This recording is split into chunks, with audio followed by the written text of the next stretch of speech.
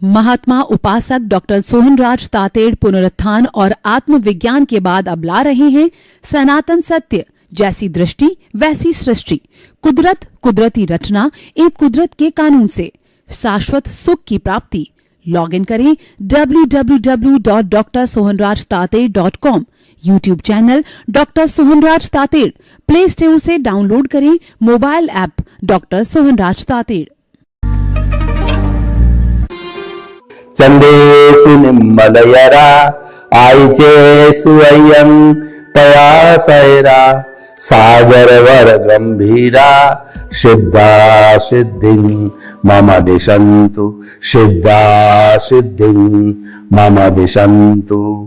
हे मेरे भीतर विराजमान परमपिता परमेश्वर शुद्ध आत्मा भगवान, मेरे आराध्य, मेरे ईश्वर और मेरे इष्ट, आप सागर के समान गहरे हो, हिमालय के समान विशाल हो, आप अजर अमर अविनाशी हो, आप अनंत ज्ञान, अनंत दर्शन, अनंत शक्ति, अनंत सुख का धाम हो, आप रिद्धि सिद्धि प्रदाता हो, आप मुक्ति प्रदाता हो, मुझे मुक्ति की ओर प्रयाण कराओ, ऐसा आशीर्वाद दो, शक्ति दो, जागृति दो। भाइयों और बहनों, मातृशक्ति को नमन। आज का हमारा अति उत्तम विषय तनाव का तात्कालिक उपचार करें। तनाव किसे कहते हैं? जब हमारा शरीर भारी हो जावे, दिमाग भारी हो जावे और हमको गुड फील न हो, हमारे मसल्स अकड़ जावे और हमारा दिमाग उलझुल हो जावे, वह स्थिति तनाव की आती है। इसको स्ट्रेस भी कहते हैं और स्ट्रेन भी कहा जाता है। जैसे कि एक डोरी बंधी हुई है, उसको ज्यादा खींचते हैं तो उसमें स्ट्रेस और स्ट्रेन आ जाती है। उसी तरीके से हमारे शरीर पर, दिमाग, मस्तिष्क पर, मन पर हम ज्यादा बोझ डालते हैं तो वह बोझ है तनाव कहलाता है। अगर एक गधे के ऊपर हाथी का बोझ डाल दिया जाए तो वह तनाव फील करेगा और वह गिर जाएगा, उस सामान को ढो नहीं सकता। यानी कैपेसिटी के बाहर जो है वो हम किसी पर भार डाले तो वह तनाव की स्थिति बन जाती है। हमारे जो देखिए कि समाज के अंदर कई तरह की जातियां होती है, कई तरह के संप्रदाय होते हैं, कई तरह के ग्रुप होते हैं, तो कई बार उनके रिचुअल्स अलग अलग होते हैं, उनकी मान्यता अलग अलग होती है। उन मान्यताओं का क्लैश हो जाता है। जैसे कि ताजिया भी जा रहा है और रथ यात्रा भी जा रही है, दोनों मान लो भिड़ गए, दोनों गुट, मान्यताओं का टकराव हो गया तो वहां पे तनाव पैदा हो जाता है, पुलिस आ जाती है और कई बार आंसू गैस छोड़ी जा सकती है, कई बार आंसू गैस के गोले भी गिराए जाते हैं, यानी वो एक्यूट स्थिति हो जाती है। धारा 144 भी लागू होती है। तो तनाव तो वर्तमान के युग की बहुत बड़ी देन है। यह व्यक्तिगत रूप से हो सकता है, पारिवारिक रूप से हो सकता है, सामाजिक रूप से हो सकता है, राष्ट्रीय रूप में हो सकता है और विश्व के रूप में ही हो सकता है। जैसे यूएसएसआर और यूक्रेन के बीच जो युद्ध चल रहा है वो क्या है? वो तनाव ही तो है। और तनाव में स्ट्रेस और स्ट्रेन आती है। वो जिस चीज जो हो रहा है उससे जितने संबंधित लोग हैं वो लोग कष्ट में आ जाते हैं, दुख में आ जाते हैं, गुड फील नहीं करते हैं। तो प्रश्न ये है कि आज का जो हमारा विषय है कि जो है वो तनाव का तात्कालिक उपचार करें। यानी व्यक्ति विशेष के अंदर तनाव आ गया तो उसको क्या करना चाहिए, वो हम उपाय आपको बताना चाहते हैं। व्यवहारिक जगत के उपाय और आध्यात्मिक जगत के उपाय, बाहरी जगत के उपाय और भीतरी जगत के उपाय, दोनों आपको बताना चाहते हैं। हमारा कोई भी एपिसोड होगा वो संतुलित होगा, उसके अंदर व्यवहार और निश्चय को साथ लेकर के चला जाता है, दोनों में सामंजस्य बिठाया जाता है, दोनों को होलिस्टिक बनाया जाता है। अगर हम एक ही संसार की बात करें, बाह्य जगत की बात करें, मन वचन काया की बात करें, और हमारे भीतर जो मन है, बुद्धि है, हमारा चित्त है, हमारी आत्मा है, उसकी बात न करें तो वो एक पक्षीय एपिसोड हो जाता है। हम एपिसोड को जो है होलिस्टिक बनाना चाहते हैं, हमको सर्वांग बनाना चाहते हैं, हम उसको पूरा जो है अच्छी तरह से बनाना चाहते हैं। तो भाई और बहनों, देखिए, सबसे पहले तनाव के पहला सूत्र है, तनाव के कारणों को जानो। हर कार्य बिना कारण नहीं होता, कारण बिना कार्य नहीं होता है। ये कॉज एंड इफेक्ट का यूनिवर्सल लॉ है, ये नेचुरल लॉ है, हर चीज का कारण होता है। तो जो तनाव आया है, स्ट्रेस और स्ट्रेन है, उसके कारण को पता करो। मान लीजिए आपका पति पत्नी के बीच के अंदर झगड़ा हो गया, तो सबसे पहले उन कारणों को पता करो। एक देखिए, कारण तो सबसे बड़ा इसके बीच में आएगा, ईगो का कारण है, और दूसरा कारण दबाव बना के रखने का है।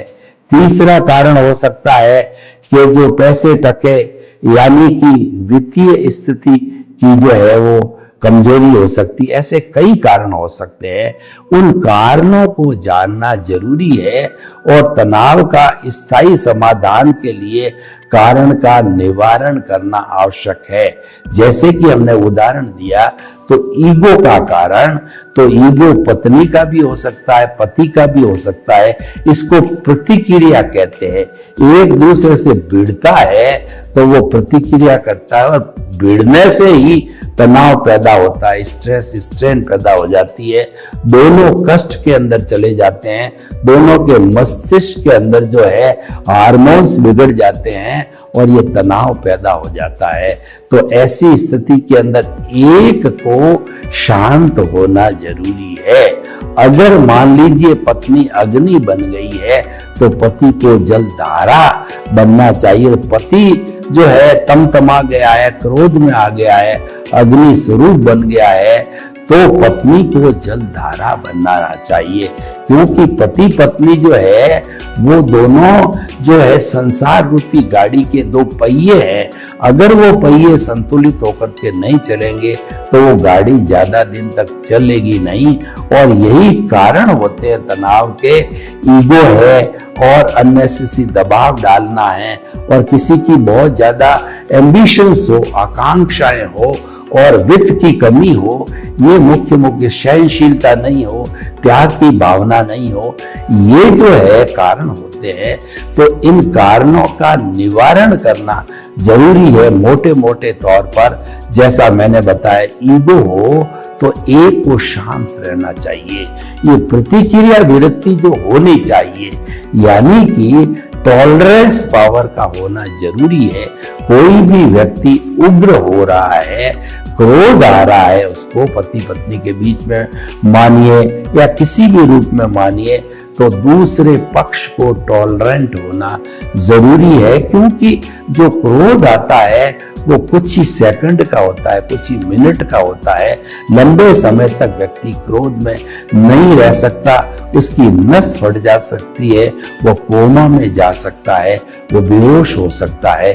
इसीलिए जितना भी थोड़े समय में हो, सामने वाले को टॉलरेंट रखना चाहिए।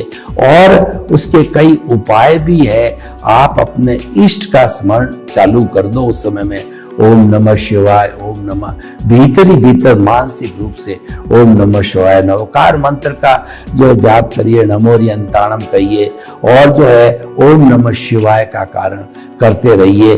तो आप शांत रहेंगे, तो प्रतिक्रिया नहीं होगी, तो उससे जो है तनाव वहीं पर समाप्त हो जाएगा। अग्नि जल रही है, उसके ऊपर शीतल जल छिड़क दिया जाए, अग्नि शांत होती है। हम देखते हैं कई बार हमारे मकानों के अंदर अग्नि जो है वो लग जाती है, तो अग्नि शमन जो म्युनिसिपैलिटी की गाड़ियां होती है वो आकर के और हाइट के ऊपर पानी छोड़ करके उस आग को शांत कर देते हैं।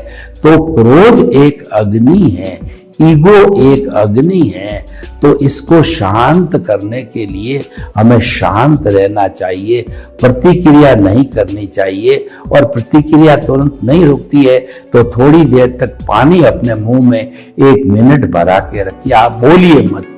और वो भी नहीं होता है तो आप जिस जगह पर व्यक्ति क्रोधित होता है उस जगह को छोड़ करके आप दूसरे कमरे के अंदर चले जाइए। तो यानी कि आप तनाव की स्थिति को टाल दीजिए। तनाव का जो उपादान है उसको निमित्त मत दीजिए। प्रेजेंस रहना निमित्त है, बराबरी करना निमित्त बन जाता है और प्रतिक्रिया करना निमित्त बन जाता है। गाली का जवाब देना गाली से हो जाता है। उस निमित्त को टालिए।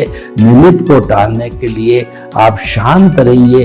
जो भी उपाय आपको शांति का लगता हो रहे हो, फिर थोड़े समय के बाद जब वो 2-5 मिनट बाद ठंडा हो जाता है तब आप कहिए कि जो आप जिस पर गुस्सा हो रहे हो ऐसी बात नहीं है। आप जो है थोड़ा शांत रहना देखिए। मैं जो काम जो आपको चाह रहे हो काम थोड़ा उसमें डिले होने का कारण यह है कि मैं दूसरे काम में बिजी थी। यानी उसका कारण का स्पष्टीकरण देवें तो अगले वाला भी रियलाइज करेगा कि मेरी गलती है। काम हर एक के होता है। अगर मैं 2 मिनट शांत रहता तो हमारा काम हो जाता। तो अब देखिए कि तनाव का एक तो उपाय हमने बताया कि कारण जानिए। हर तनाव के अलग अलग कारण होते हैं और उन कारणों का निवारण करना होता है। Without the cause there is no effect at all. कारण के बिना कार्य नहीं होता है। तो उन कारणों को जान करके हम निवारण कर देंगे। बड़े बड़े कारणों को जान के उसका तुरंत निवारण करेंगे तो हमारे तनाव खड़ा नहीं होगा। चाहे व्यक्तिगत तनाव हो, चाहे हमारा पारिवारिक तनाव हो, चाहे हमारा कम्युनल तनाव हो, ग्रुप का तनाव हो, सांप्रदायिक तनाव हो, देश का हो, राज्य का हो, जातियों का हो, विश्व का हो, सभी में उन कारणों का पता कीजिए और उनके निवारण की योजना बनाइए। तो धीरे धीरे करके वो कारण है शांत हो जाएगा। जो सबसे बड़ा कारण है उसको सबसे पहले कीजिए, प्रायोरिटी वाइज उन कारणों का निवारण करके और उस तनाव को हम शमन कर सकते हैं। अब देखिए कुछ कारण, किसी भी चीज के कुछ कारण होते हैं। व्यक्तिगत हमें क्या करना है वो मैं आपको बताना चाहता हूं। तो देखिए कि व्यक्ति को प्रतिक्रिया करता है, उस प्रतिक्रिया को रोकने के लिए हमें श्वास का प्रयोग करना चाहिए। यानी आप हर समय ये प्रैक्टिस करो कि श्वास को 10% 20% लंबा करना सीखो। जब व्यक्ति एकदम सामान्य जो अवस्था में होता है, टेंशन फ्री होता है, तब आप घड़ी लेकर के बैठ जाइए। वह 1 मिनट के अंदर 16 सांस लेता है। श्वास जो है एक्सहेल और इनले, सांस लेना और सांस को छोड़ना जो है वह एक सांस कहलाता है। ऐसे 16 सांस चलते हैं 1 मिनट में व्यक्ति के, उस समय वो नॉर्मल पोजीशन में होता है। और जब वो किसी कारण से तनाव में आता है तो ये हमारे सांसों की संख्या जो है वो 16 से बढ़ के 20, 25, 30 और 50 तक चली जाती है। 50 तक जाती है तो मेडिकल साइंस वाले कहता है कि ऐसा व्यक्ति बेहोश हो जाता है, गिर जाएगा, कोमा में चला जाता है, लकड़ा मार देता है, बीपी हो जाता है, हार्ट फेल हो जाता है। कई तरह के साइड इफेक्ट हो जाते हैं इस तनाव से, क्योंकि साइड इफेक्ट का तनाव एक बहुत बड़ा मुख्य कारण है। अब देखिए आपने अभ्यास करके अपने श्वास की संख्या को 16 से घटा करके थोड़ा लंबा किया। एक दिन में नहीं होगा। जो है पहले दिन आपने थोड़ा लंबा करके और 16 से उसको 14 किया, दूसरे दिन में 12 किया, 10 किया और 8 की स्थिति तो अति उत्तम स्थिति है। 10 की स्थिति में भी व्यक्ति अगर आ जाता है तो इस सांस के नियंत्रण के कारण उसके साथ में कोई भी तनाव आएगा तो वह अपना लंबा श्वास है और दीर्घ श्वास परीक्षा करने लग जाएगा तो वह व्यक्ति प्रतिक्रिया को रोक लेगा, सहनशीलता को रोक लेगा। वह उस क्रोध का या जो घटना घटित हो रही है उसका तुरंत जवाब नहीं देगा। शांत होने पर वो समझाएगा। जब क्लियर स्पष्टीकरण हो जाता है तब वो तनाव मिट जाता है। तो भाई और बहनों, जो दूसरा कारण मैंने बताया कि जो है आप तनाव के लिए अपने श्वास को लंबा कीजिए, गहरा कीजिए और जो है श्वास को शिथिल कीजिए। यानी श्वास के जितने नियम हैं, प्राणायाम के जो नियम हैं, जो है हमारा भस्त्रिका है या जो है हमारा कपालभाति है, अनुलोम विलोम है, श्वास परीक्षा है और हमारी जो है ये हम जो महामंत्र की ध्वनि करते हैं, महाप्राण ध्वनि करते हैं, इन सब चीजों से हमारे श्वास पे नियंत्रण होता है और हमारी प्रतिक्रिया विरति होती है। प्रतिक्रिया करना हम रोकना सीख जाते हैं, क्योंकि जितना भी तनाव को ईंधन मिलता है वो प्रतिक्रिया से मिलता है। क्रोध वाले के सामने कोई क्रोध करता है, गाली वाले के सामने गाली देता है, टकराव के सामने टकराव करता है, तो वो उसकी क्रोध रूपी अग्नि को ईंधन मिलता है। और ये श्वास परीक्षा के सारे प्रयोग करने से वो ईंधन मिलना बंद हो जाता है और तनाव बढ़ता नहीं है, वहीं पर शांत हो जाता है। तीसरा जो है तात्कालिक तनाव का जो उपचार और है, मेडिटेशन कीजिए। देखिए, मेडिटेशन के अंदर सबसे पहले हमारे को जो है वो कायोत्सर्ग करना चाहिए, फिर श्वास परीक्षा करनी चाहिए और फिर कुछ मेडिटेशन का प्रयोग करना चाहिए। ये तनाव को परमानेंट रोकने का साधन है। जो लोग मेडिटेशन करते हैं वो कभी भी प्रतिक्रिया नहीं करते हैं, वो हमेशा प्रतिक्रिया विरति में रहते हैं। तो मैं आपको एक मेडिटेशन का प्रयोग कराता हूं जिसके अंदर तनाव की स्थिति में कैसे नियंत्रण किया जाता है उसके बारे में हम अनुप्रेक्षा करेंगे। तो आप दोनों आंखों को बंद कर दीजिए, रीढ़ की हड्डी को सीधा रखिए एंटीना की तरह और दोनों हाथों की मुद्रा ध्यान मुद्रा आप बना दीजिए। आप उस आसन के अंदर आराम से बैठ जाइए जिसके अंदर 5 मिनट तक जो है आप टेंशन फ्री होकर के बैठ सकते हैं। अब जो है मैं आपको प्रयोग करा रहा हूं कायोत्सर्ग का, तो आप जो है जैसे जैसे बोलूं मैं मानसिक रूप से आप चिंतन करिए और चित्त की बात मैं कहूं तो चित्त हमारा मन कहिए और हमारी चेतना कहिए, उसको उस स्थान पर आप घुमाते रहिए और आगे बढ़ते रहिए। तो जो है सबसे पहले मैं जो है वो आपको कायोत्सर्ग करा रहा हूं, तो दोनों पैर के घुटनों पर चित्त को केंद्रित कीजिए और आप उनको ऑटो सजेशन दीजिए कि वो शिथिल हो जाए, शिथिल हो जाए। अनुभव करें कि दोनों पैर के पंजे शिथिल हो रहे हैं, शिथिल हो रहे हैं। अनुभव कीजिए दोनों पैर के पूरे पंजे शिथिल हो गए हैं। अब आप ऊपर चढ़िए कि दोनों पांव शिथिल हो रहे हैं, घुटने शिथिल, सातल शिथिल, कमर का भाग शिथिल हो रहा है, शरीर का निचला भाग शिथिल हो गया है। अनुभव कीजिए शिथिल हो गया है। ऊपर चलिए, पेट का अगला भाग, दोनों हाथ के जो है पंजे, अंगुलियां, अंगूठा सब शिथिल, पिछली पूरी पीठ शिथिल हो जाए।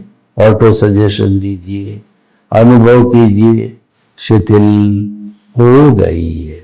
ऊपर का सिर का भाग अनुभव कीजिए, गर्दन, दोनों आंखें, मुंह, जीभ, तालू और दोनों कान, नाक, ललाट, खोपड़ी सब शिथिल हो जाए। अनुभव कीजिए शिथिल हो गए। पूरा शरीर रुई की भांति हल्का हो गया है।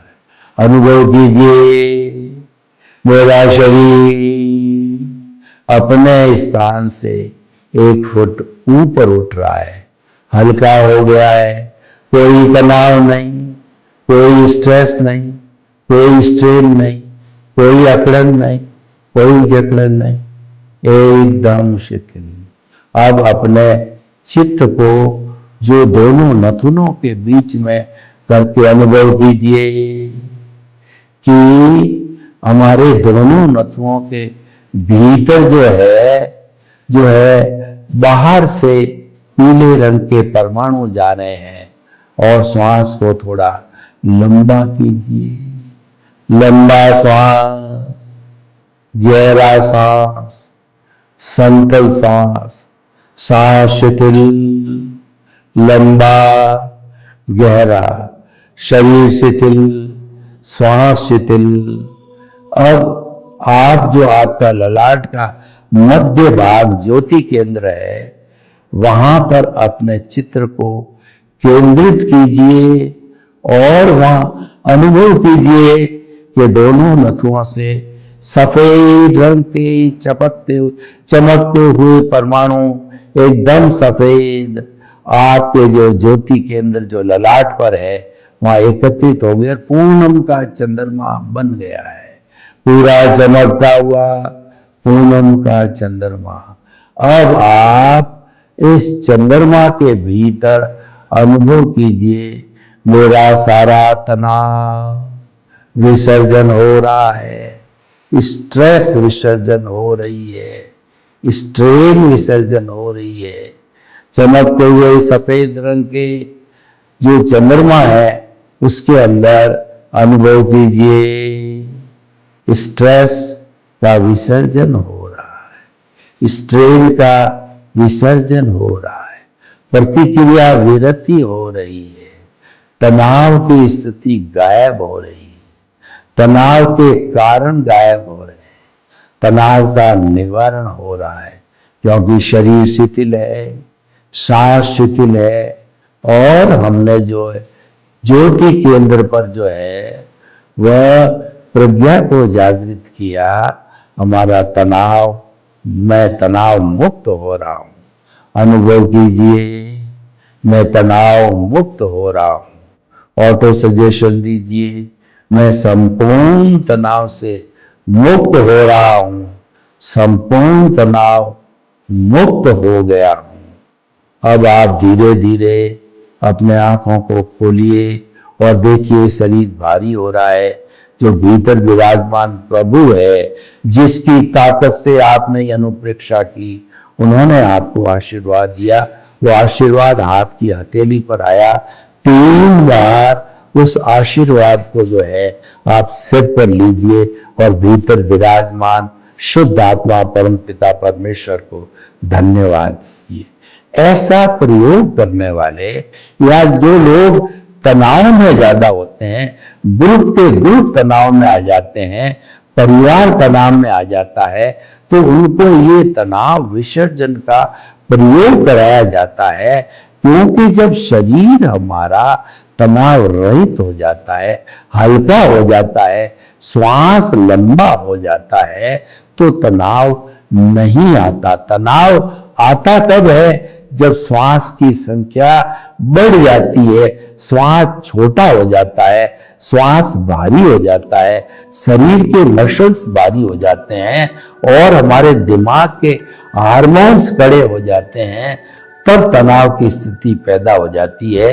हम कायोत्सर्ग करके, श्वास प्रयोग करके, शरीर प्रेक्षा करा के, प्रेक्षा ध्यान के 8 तरह के प्रयोग है और उन प्रयोगों की जो है सैकड़ों तरह की अनुप्रेक्षा होती है। तो हम उन अनुपरीक्षा को करा के, तनाव विसर्जन की अनुपरीक्षा करा करके हम तनाव के कारणों को हटा करके तनाव का निवारण कर सकते हैं। और बड़े बड़े ग्रुपों के अंदर ये कराया जा सकता है जो तनाव के कारण भिड़ जाते हैं, क्योंकि तनाव हर सूरत के अंदर नुकसान देने वाला होता है। इसमें 1% भी फायदा नहीं है, 100% नुकसान ही नुकसान है। तनाव के कारण व्यक्ति का स्वास्थ्य बिगड़ता है, व्यक्ति बीमार पड़ता है। तो इस तरीके से तनाव निवारण के हमने प्रयोग कराए, कारणों का पता किया, उनके निवारण का पता किया। तो आप इन सब का उपयोग कीजिए। सर्वे भवन्तु सुखिनः, सर्वे सन्तु निरामया। लोक के जीवों को सुख मिले, शांति मिले, आनंद मिले, प्रेम मिले और सब हम तनाव मुक्त होकर के सुखी जीवन जिए। आपके प्रति मंगल भावना। ओम शांति।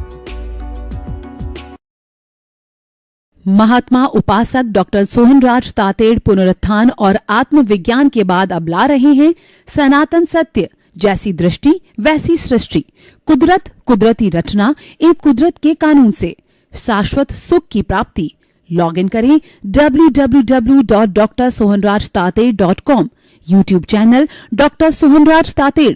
प्ले स्टोर से डाउनलोड करें mobile app doctor Sohanraj Tated.